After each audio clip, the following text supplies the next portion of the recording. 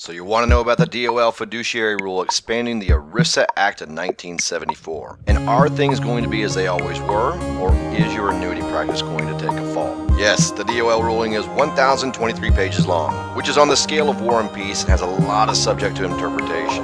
Yes, there are lawsuits that have been filed and trying to overturn it, and they're in varying stages of the legal process. And yes, there's still a lot of questions about how this ruling will actually be implemented. But the past has proven this: whenever a regulation has been thrown into the mix, it causes a curve in the path of business that needs to be navigated to stay on course. Remember SEC Rule 151A? That was abandoned, wasn't it? And what detours has the insurance world had since? Are your applications longer or shorter? Is transferring money easier or harder? Do clients have the same freedoms they had before, or do they have to fit the suitability mold no matter the circumstance? Change in some form or fashion is coming, and we have some choices to make, because if you keep your head in the sand, all you're going to do is avoid knowing what your options are. The great news is change often brings opportunity. So what we want to focus on right now is the three things that are creating opportunity with this inevitable yet undetermined change. First, there is going to be a landscape change from today's business workflow.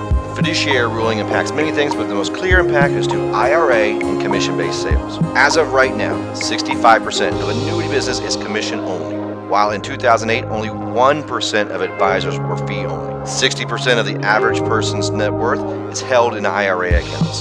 So bottom line, the ERISA ruling seeks to change the majority of both advisors and clients out there. Just to give you an idea, in Great Britain and Australia for similar rules, 25 to 40% of all financial advisors left the industry. Second, there's going to be an ongoing demographic opportunity in the financial services workforce. The average age of an advisor is getting close to 60 years, with only 11% of those new advisors being under the age of 35. And every year for the next 10 years, 12,000 to 16,000 financial advisors are expected to retire. Third, we have an incredible need that's continuing to grow. Somewhere in the neighborhood of 10,000 baby boomers are retiring each day, and that unleashes a total of $18 trillion in tax-qualified assets. Their concern's pretty clear. They want income to navigate the possibility of having a 30-plus year retirement and keeping their health up. Studies have shown that 66% of retirees currently working with an advisor would change that advisor for a retirement income plan. And over 75% of retirees would be willing to consolidate all their assets to one advisor for simplicity. So what this creates is a imperfect storm. You're going to have a lot of people wanting what only few can provide.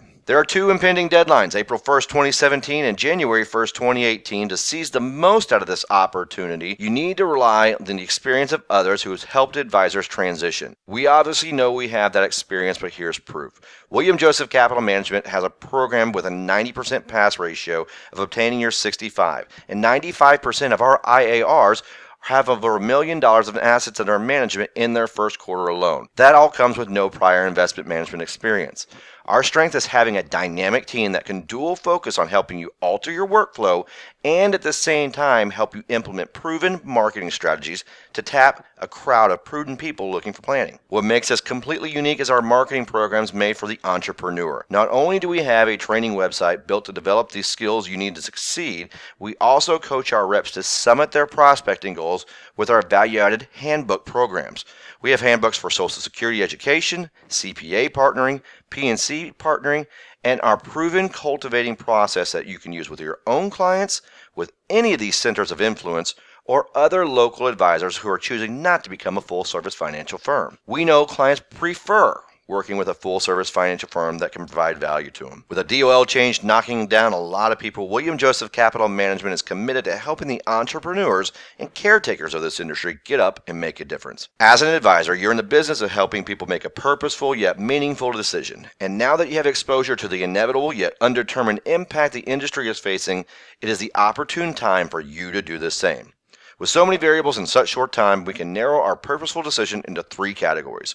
One, you can draw the line in the sand and opt out of this opportunity completely. You'll want to start working on how to refer your financial planning clients to a full-service financial partner like the ones that William Joseph Capital Management creates. And that's an okay option because they're going to have a great experience for a long, trusting relationship going forward. Second, you can embrace the potential and make the decision to have a longer conversation with us on how to become an IAR through our firm and how we can actually help you for years to come. Or third, you can choose to sit and wait and let indecision be your decision. But be careful, you might not know which direction that kick is coming.